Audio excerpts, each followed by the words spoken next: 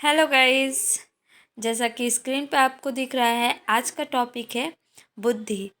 तो वास्तव में बुद्धि क्या होता है, आज हम जानेंगे। चूँकि अनेक मनोवैज्ञानिकों ने अपने अलग अलग मत दिया है, तो सभी वैज्ञानिकों के कुछ मतों को भी हम देखेंगे। जैसा कि आप सभी जानते हैं कि पृथ्वी पर जितने भी समस्त प्राणी हैं, उनमें मनुष्य सबसे सर्वश्रेष्ठ प्राणी है। मनुष्य अपने कार्य करने की कुशलता, व्यवहार का समायोजन, समस्या समाधान, अनेक ऐसी कई क्रियाएं हैं जिनका वो अनेक तरीके से जो है हल करता है।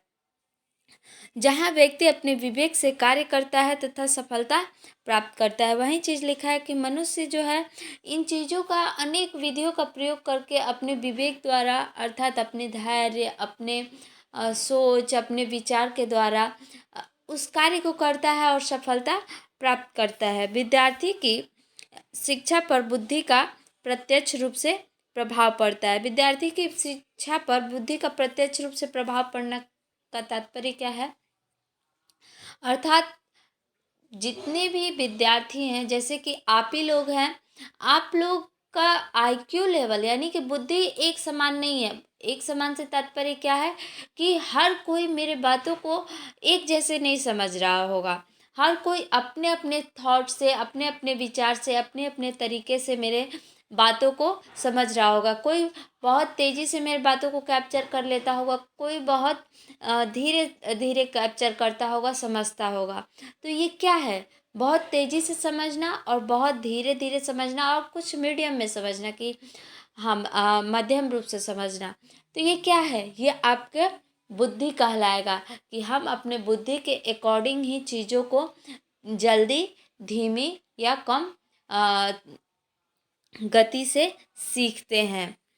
तो यही लिखा है कि विद्यार्थी की शिक्षा पर बुद्धि का प्रत्यक्ष प्रभाव पड़ता है। प्रत्यक्ष प्रभाव से तात्पर्य कि अगर बच्चे की बुद्धि जो है बहुत आईक्यू लेवल ज़्यादा है, तो वो चीज़ों को जल्दी जो है सीखेगा। अगर मध्यम है तो वो सामान्य रूप से सीखेगा। अगर उस बहुत निम्न है तो वो चीज़ों को बहुत देर से सीखेगा या नहीं भी सीख सकता है। तो ये प्रत्यक्ष रूप से इसको प्रभावित कर रहा है, उसकी बुद्धि। बालकों की क्षमता का विकास बुद्धि द्वारा होता है। क्षमता का विकास से तात्पर्य क्या है कि जब बच्चे का, जैसे कि हम लोग पर्यावरण में भी पढ़ चुके हैं कि वंशानुक्रम का विकास, वंशानुक्रम में तो बुद्धि भी प्राप्त होती है। तो वंशानुक्रम का विकास पर्यावरण पे भी निर्भर होता है। अर्थात इसमें वही चीज़ लिखा हुआ है कि बालकों की क्षमता का विकास बुद्धि द्वारा होता है। अर्थात बच्चों की जैसी बुद्धि होगी, अगर वो उसकी आईक्यू लेवल जो है तेज है, तो वो चीज़ों को बहुत जल्दी से सीखेगा। उसकी क्षमता जो है, सीखने की जो क्षमता है वो तीव्र होगी। सीखने की क्षमता तीव्र होगी। अगर वो सामान्य होगी तो सामान्य होगी क्षमता उसकी, अगर निम्न होगी तो उसकी निम्न क्षमता होगी। तो वहीं लिखा है कि बच्चों की जो क्षमता है, सीखने की क्षमता है, वो बुद्धि द्वारा होता है, निर्भर होता है। विकास के ही नहीं, सामाजिक तथा भौतिक विज्ञानों के क्षेत्र में बुद्धि तथा उसकी मापन क्रिया का अधिक महत्व है। सिंपल सी बात है कि केवल शिक्षा शास्त्र में ही नहीं बुद्धि का प्रयोग होता है। सामाजिक विज्ञानों तथा भौतिक विज्ञानों, सामाजिक विज्ञानों, भौतिक विज्ञानों में हर एक क्षेत्र में, विज्ञान के हर एक क्षेत्र में बुद्धि का प्रयोग होगा। बुद्धि तो हर एक क्षेत्र में का प्रयोग होता है, चाहे वो कोई भी क्षेत्र हो, चाहे वो कोई भी क्षेत्र हो, शिक्षा से संबंधित, समाज से संबंधित, भौतिक विज्ञान या रसायन विज्ञान, कोई भी संबंधित क्षेत्र हो, उसमें बुद्धि और उसकी मापन की प्रक्रिया का, बुद्धि का मापन से तात्पर्य है आईक्यू लेवल जो होता है, बुद्धि का जो मापन होता है वो उस पर बहुत ही महत्व रखता है। इसको आप आगे डिटेल में जब बताएंगे तो आप इस लाइन को बहुत अच्छे से समझेंगे। विभिन्न मनोवैज्ञानिकों ने बुद्धि को भिन्न भिन्न दृष्टि से परिभाषित किया है, और परिभाषित करने के कारण इनकी जो परिभाषाएं हैं उनको 5 वर्गों में बांट दिया गया है। सबसे पहले वर्ग में आता है समायोजन या अनुकूलन करने की योग्यता। तो इसमें पहले आते हैं मनोवैज्ञानिक क्रूज। क्रूज ने क्या कहा है कि बुद्धि नई और विभिन्न परिस्थितियों में अच्छी प्रकार से समायोजन करने की योग्यता है। अर्थात फॉर एग्जाम्पल एक शिशु का जब जन्म होता है तो उसके लिए प्रत्येक उसके लिए आसपास की जो परिस्थितियाँ होती हैं, स्थितियाँ होती हैं, उसके लिए नई होती हैं, तो वो उनके साथ समायोजन ही करता है। एक और एग्जाम्पल लेते हैं, जैसे कि किशोरावस्था में जब बच्चे कॉलेज में जाते हैं तो कॉलेज में उसके लिए हर एक चीज़ नई होते हैं, टीचर्स नए होते हैं, कॉलेज नए होते हैं, वहाँ के जो मित्र होंगे वो भी नए होंगे, स्टूडेंट्स जो क्लासमेट होंगे वो भी नए होंगे। उन्हीं में से जो बच्चे होते हैं जल्दी एडजस्ट कर लेते हैं, कुछ बच्चे धीमे एडजस्ट करते हैं और कुछ बच्चे दूसरों से बोलना, नई जगह जाते हैं तो वो ज़्यादा बातचीत नहीं करते हैं। तो ये क्या है, ये बुद्धि का ही जो है प्रयोग यहाँ पे हो रहा है कि कुछ बच्चे जो बहुत जल्दी समायोजन कर लेते हैं, अपने विचारों को रखते हैं, वो बुद्धि का प्रयोग करके ही करते हैं। अगर कई बच्चे जो है कोई समस्या आती है तो वो उन नई समस्याओं का अपने बुद्धि के द्वारा, अपने विचारों के द्वारा, अपने विवेक के द्वारा उस समस्या का समाधान करते हैं। और कुछ बच्चे पैनिक हो जाते हैं, अर्थात घबरा जाते हैं कि ये समस्या आ गई है, ये कैसे होगा। तो ये क्या है, बुद्धि। अर्थात अगर तीव्र बुद्धि IQ लेवल होगा, बुद्धि होगा, तो वो जल्दी समस्याओं का समाधान करेगा, जल्दी उसके अंदर, क्योंकि उसके अंदर सीखने की जो क्षमता होती है वो तीव्र होती है। इस कारण वो समस्याओं का समाधान भी तीव्र निकालता है या निकाल सकता है। तो वही चीज़ लिखा है इन्होंने कि नए और विभिन्न परिस्थितियों में अच्छी प्रकार से समायोजन करने की योग्यता। समायोजन यानी घुल मिल जाने की योग्यता होती है। काल्विन ने क्या लिखा है कि बुद्धि वातावरण के अभियोजन की योग्यता है। वही चीज़ जो वातावरण में आपको हमने बताया था कि वातावरण के अभियोजन, अर्थात जैसा वातावरण होगा उस वातावरण को कैसे, उस नए वातावरण में खुद को समायोजित करे। अभियोजन यानी कि वहाँ पर खुद को कैसे योजना के अनुसार, अपने मस्तिष्क के योजना के अनुसार, विचारों के अनुसार खुद को कैसे घुल मिल जाए, समायोजित कर ले, यही बुद्धि है। कि कैसे उस नई परिस्थिति में, उस नए जगह में, उस अगर कोई समस्या नई आ गई है तो कैसे उसका समाधान करें, कोई नई जगह जा रहे हैं तो कैसे खुद को वहाँ पे एडजस्ट करें, ये बुद्धि के द्वारा ही जो है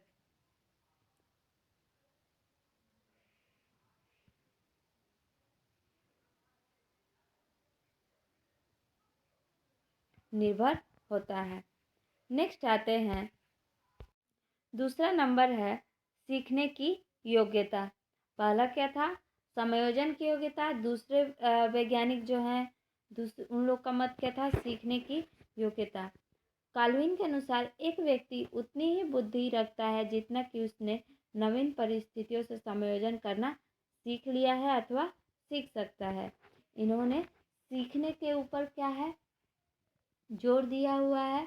इन्होंने ये बताया है किसी की बुद्धि उतनी ही होती है जितनी कि वो नई परिस्थितियों के साथ खुद को घुल मिल जाता है, या अर्थात एडजस्ट कर लेता है, या समायोजन कर लेता है, या कर इन फ्यूचर करता है, उसकी बुद्धि उतनी ही होती है।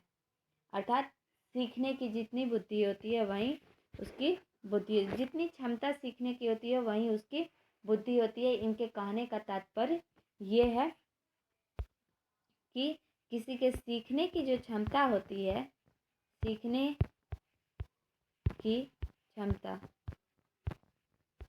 जितनी होती है, इसी को उन्होंने क्या कहा है, बुद्धि कहा है। इन्होंने बुद्धि कहा है। नेक्स्ट आते हैं, डियर बॉर्न के अनुसार बुद्धि सीखने द्वारा अनुभव से लाभ उठाने की क्षमता है। इन्होंने भी वही चीज़ कहा है बट थोड़ा सा अलग कर दिया है। बाकी इन्होंने भी वही चीज़ कहा है कि बुद्धि सीखने द्वारा, अर्थात हम कोई चीज़ जब सीखते हैं उसके द्वारा हमें अनुभव प्राप्त होता है, और उस अनुभव से हम कितना लाभ उठाते हैं वही क्षमता ही हमारी बुद्धि होती है। हर कोई सीखता है, लेकिन बुद्धिमान वही होता है जो उस अनुभव का लाभ उठाता है। अगर हमारे साथ कोई चीज़ बुरा हो रहा है, अच्छा हो रहा है, चाहे बुरा हो रहा है, हर एक परिस्थिति में हमें अनुभव प्राप्त होता है। अगर बुरा भी हो रहा है तब भी हम उस बुरे अनुभव से कुछ न कुछ सीखते हैं, और जो हमें उस बुरे परिस्थिति से जो अनुभव प्राप्त होता है, और नेक्स्ट टाइम जब हमारे सामने वही परिस्थिति आती है, अगर हम दोबारा उस गलती को दोहराते हैं तो इसका अर्थात हमने अपनी बुद्धि का प्रयोग ही नहीं किया। लेकिन जब हमारे सामने वही परिस्थिति सेम आती है, जो कि वही चीज़ एक बार घट चुकी होती है, जो हमें अनुभव प्राप्त हो चुका होता है कि हम अगर ऐसा कार्य करेंगे तो ऐसी गलती होगी, ऐसा हमें हमारे साथ बुरा होगा, तो नेक्स्ट टाइम जब वो परिस्थिति आती है तो जो हम पीछे जो परिस्थिति से अनुभव प्राप्त किए होते हैं, अगर आने वाली परिस्थिति में उसका हम ये देखें कि वही परिस्थिति आ गई है, फिर हम उस कार्य को ना करें, तो यहाँ पे क्या किया, हम अपनी बुद्धि का प्रयोग किए। अर्थात जो हमें अच्छा चाहे बुरा जो भी अनुभव प्राप्त हुआ, उस अनुभव प्राप्त होने का जब हम लाभ उठाते हैं, अर्थात क्या, जो कुछ भी हम सीखते हैं उसका इन फ्यूचर जब हम प्रयोग करते हैं तो वही हमारी बुद्धि कहलाती है। जैसे कई बार होता है कि लोग कई बार कहावत होती है कि ठोकर खाने के बाद भी नहीं सुधरते हैं। तो यही बात है कि जो ठोकर खाने के बाद भी वही कार्य बार बार कर रहे हैं, अर्थात वो अपनी बुद्धि का प्रयोग नहीं कर रहे हैं। लेकिन जो ठोकर खाने के बाद दोबारा वो गलतियाँ नहीं करता है, अर्थात उसने अनुभव प्राप्त कर लिया कि ऐसा कार्य हमें नहीं करना है, और उस अनुभव को से क्या किया, उसने लाभ प्राप्त कर लिया, सीख लिया, और अपनी बुद्धि के द्वारा उस गलती को उसने नहीं दोहराया, वहीं उसकी क्या हुई, बुद्धि हुई। ऐसे कहा जाए कि फॉर नॉलेज आप लोगों के, कि कभी भी कोई भी चीज़ अगर बुरा हो या अच्छा हो, कुछ अच्छा भी हो रहा है वो तो ठीक है, अच्छा है, लेकिन अब कुछ बुरा भी हो रहा है, अगर आप उससे कुछ सीख लिए तो वो बुरा भी आपके लिए अच्छा हो जाता है। नेक्स्ट आते हैं तीसरे नंबर, अमूर्त चिंतन की योग्यता। बुद्धि जो है अमूर्त, अमूर्त यानी कि जो हमने हमारे सामने प्रत्यक्ष नहीं है, बिना देखे ही उसके बारे में सोच विचार करके उस समस्या का समाधान करना ही अमूर्त होता है। तो देखते हैं विनय क्या लिखते हैं। विनय ने लिखा है कि समझ, आविष्कार, लक्ष्य एवं आलोचना, इन्हीं 4 शब्दों में बुद्धि छुपी हुई है या छुपी है। समझ अर्थात कि कोई चीज़ है, जैसे कि आप मेरे आवाज़ को क्या कर रहे हैं, सुन रहे हैं, उसको समझने का प्रयत्न कर रहे हैं। अभी हम लोग का जो संचार है, कम्युनिकेशन है, क्या है, अमूर्त है। आप केवल मेरे बातों को सुन रहे हैं, लेकिन समझ क्या रहे हैं, अपने मस्तिष्क के द्वारा आप इसे समझने का प्रयत्न कर रहे हैं। आपके सामने ये चीज़ प्रत्यक्ष नहीं है, आप अपने मस्तिष्क में इसको समझ रहे हैं, तो क्या हुआ, अमूर्त हुआ। आविष्कार अर्थात जो भी चीज़ें आविष्कार होती हैं वो प्रत्यक्ष होगी, तो आविष्कार कैसे होंगी, जो चीज़ें नई होती हैं तो नई तो हमारे मस्तिष्क में ही चलती हैं, और मस्तिष्क से बाहर जब कोई चीज़ नई चीज़ें बाहर आती हैं तो वो क्या होता है, आविष्कार कहलाता है। तो ये भी अमूर्त हुआ। लक्ष्य, लक्ष्य जो कि हमारे मस्तिष्क में चलता है, ये भी अमूर्त होता है। और आलोचना, कोई चीज़ देखते हैं, जैसे कि कोई भी, जैसे कि आप हमारे बातों को सुन रहे हैं, हमारे वीडियोज़ को देख रहे हैं, तो आपके माइंड में कुछ कुछ चीज़ें चल रही होंगी कि ये चीज़ें अच्छे से बताई है, या ये चीज़ें और बेटर हम बता सकते थे। तो ये क्या हुआ, एक प्रकार से आलोचना हुआ, कि जैसे कि एक तो सकारात्मक आलोचना भी होता है, नकारात्मक भी होता है, कि केवल गलतियों को निकालना, गलतियों को निकालने के साथ साथ जब हम उसके समाधान को भी बताते हैं तो वो सकारात्मक आलोचना हुआ। और अपने थॉट को उनको विचारों में जोड़ते हैं कि कैसे वो चीज़ें सही हो सकती हैं, तो ये एक प्रकार से सकारात्मक आलोचना हुआ, तो जो कि हमारे मस्तिष्क के अंदर ही चलता है। और इन्होंने बिने ने कहा है कि ये चारों चीज़ ही क्या है, इन सभी चारों चीज़ों में ही जो है बुद्धि छुपी हुई है। इन्होंने भी सही कहा है कि बुद्धि, जब हम सोचते हैं विचारते हैं तो अपनी बुद्धि, जैसे कि आप सभी जितने भी लोग मेरे चीज़ों को सुन रहे हैं, बातों को, वो सभी अपने अपने बुद्धि के अनुसार, आईक्यू लेवल के अनुसार मेरे बातों को सुन रहे हैं और समझने का प्रयत्न कर रहे हैं। तो ये क्या हुआ, इन्होंने कहा कि अमूर्त चिंतन की योग्यता ही क्या है, बुद्धि है। नेक्स्ट आते हैं चौथे नंबर पे, समस्या समाधान की योग्यता।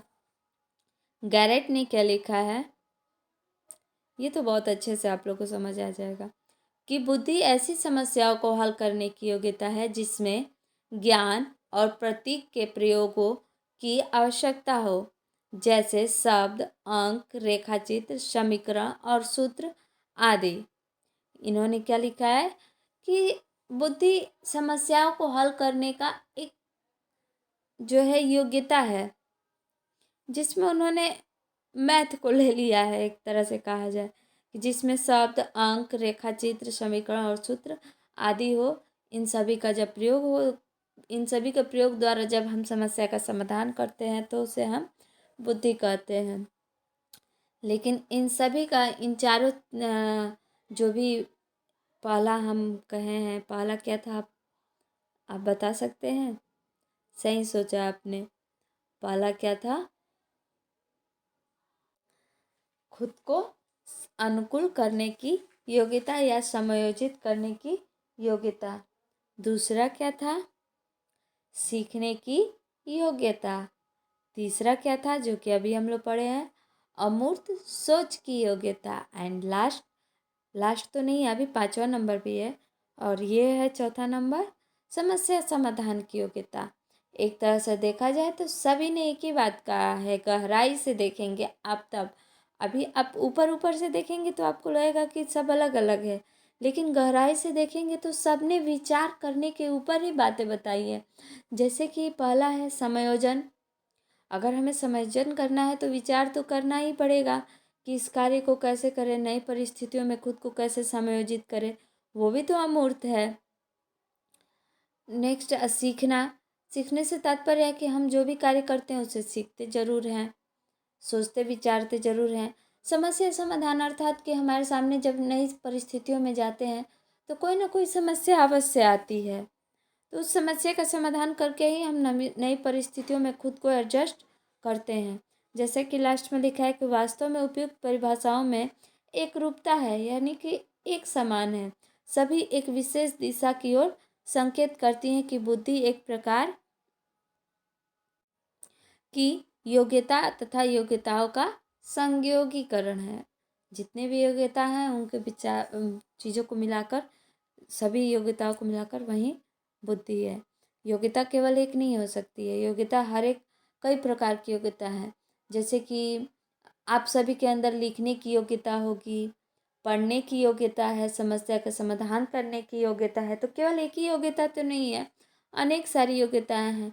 और इन योग्यताओं, पढ़ने की योग्यता के लिए भी बुद्धि, आईक्यू लेवल होना ज़रूरी है। कुछ बच्चे धीरे धीरे पढ़ते हैं, कुछ तीव्र गति से पढ़ते हैं, कुछ सामान्य गति से पढ़ते हैं, तो हर एक की अपने आईक्यू लेवल से जो है इन योग्यताओं को, इन क्षमताओं को, इन कार्यों को करने की क्षमता या गति होती है। नेक्स्ट एंड लास्ट आते हैं मानसिक क्षमताओं की क्रियाशीलता। वेशलर के अनुसार बुद्धि व्यक्ति की उन सब व्यापक योग्यताओं और क्षमताओं का एकीकरण है जो उनकी उसके क्रियाओं को उद्देश्यपूर्ण बनाती है। इन्होंने क्या कहा है कि बुद्धि व्यक्ति की उन सब व्यापक योग्यताओं, जैसे योग्यता आपको बताएं कि विभिन्न प्रकार की योग्यताएं होती है, और क्षमताएं का एकीकरण है। योग्यता है, योग्यता जैसे कि कोई कार्य करने की योग्यता, और क्षमता जैसे कि उस कार्य करने की क्या क्षमता है, तीव्र है, मध्यम है या सामान्य है। या निम्न है।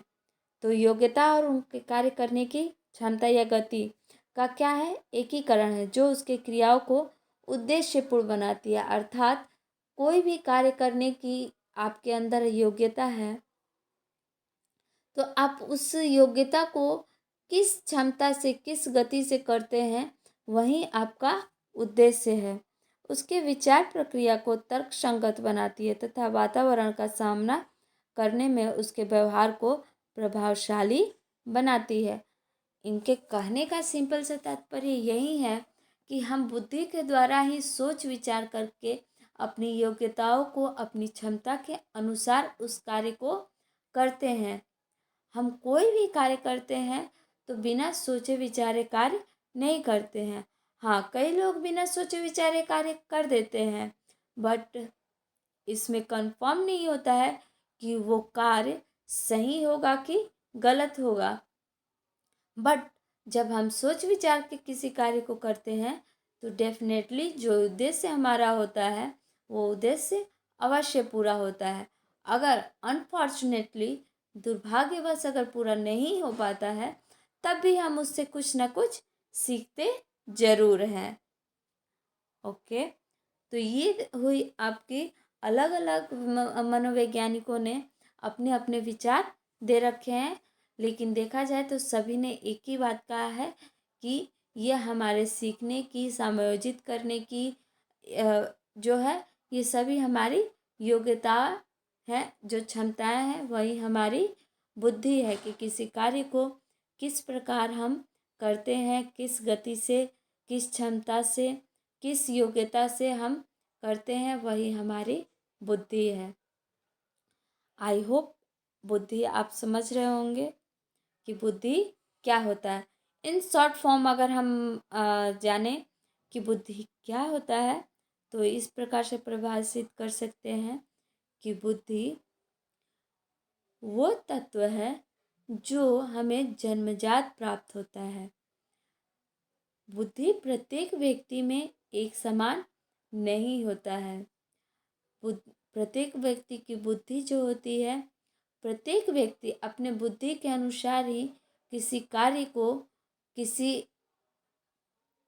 अपनी क्षमता के अनुसार, चाहे वो क्षमता तीव्र गति की हो, मध्यम गति की हो या निम्न गति की हो, अपनी क्षमताओं के अनुसार ही उस कार्य को करता है, अनुभव प्राप्त करता है, समझता है और अनुभव प्राप्त करता है।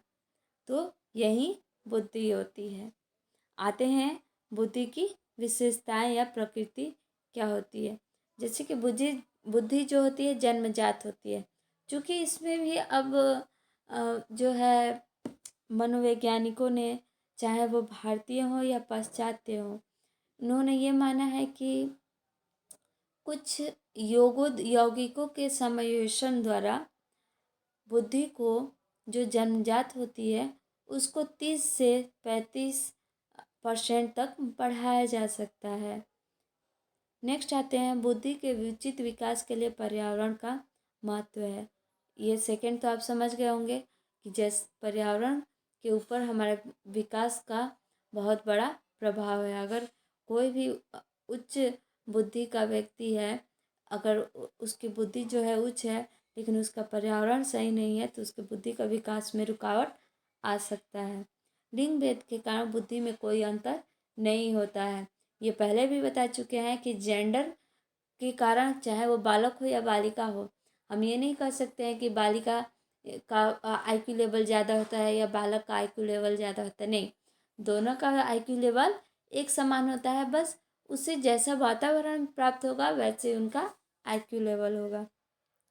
बुद्धि 20 वर्ष की आयु तक पूर्ण हो जाती है। अर्थात 20 वर्ष की आयु तक बच्चे जितने ज़्यादा क्रिएटिविटी रहते हैं, अर्थात नई चीज़ों के विचारों को सोचते हैं, सीखते हैं, अनुभव प्राप्त करते हैं, उतने जल्दी उनका विकास होता है और ये 20 वर्ष तक पूर्ण हो जाता है। उसके बाद उसी बुद्धि के अनुसार ही वो अपने कार्य करते रहते हैं।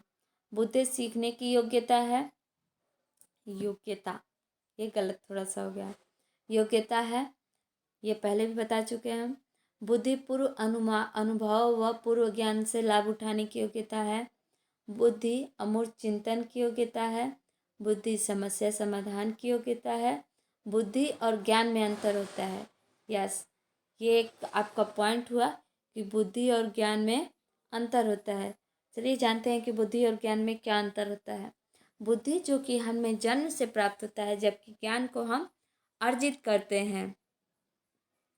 ज्ञान को हम बुद्धि के द्वारा अर्जित कर लेते हैं, लेकिन ज्ञान के द्वारा बुद्धि हम अर्जित नहीं कर सकते हैं, क्योंकि ज्ञान जो निर्भर होता है बुद्धि पर निर्भर होता है, बुद्धि कभी ज्ञान पर निर्भर नहीं होता है। हम अपने बुद्धि के द्वारा ही चीज़ों के से जो है तीव्र या धीमी गति से ज्ञान प्राप्त करते हैं, समझते हैं, तभी ज्ञान प्राप्त होता है। अगर कोई मंद बुद्धि का बालक है तो उसे ज्ञान प्राप्त हो भी सकता है और नहीं भी हो सकता है, क्योंकि ये तो पर्यावरण के ऊपर डिपेंड होता है। लेकिन ये बुद्धि के ऊपर ही डिपेंड होगा कि उसे ज्ञान किस तरह से प्राप्त होगा, उसके अंदर क्या क्षमताएं हैं। लेकिन ज्ञान पर कभी भी बुद्धि निर्भर नहीं होता है, लेकिन ज्ञान बुद्धि पर निर्भर होता है। नेक्स्ट आते हैं लास्ट, बुद्धि अनेक योग्यताओं का समुच्चय। समुच्चय अर्थात समूह है। ये पहले भी बताया है कि बुद्धि कोई योग्यता किसी के अंदर एक नहीं होती है, योग्यताओं का एक समूह होता है, समुच्चय होता है। और वो जो योग्यता होता है, उस योग्यता को करने की जो क्षमता होती है वो आईक्यू लेवल पर निर्भर करती है। Okay, thank you.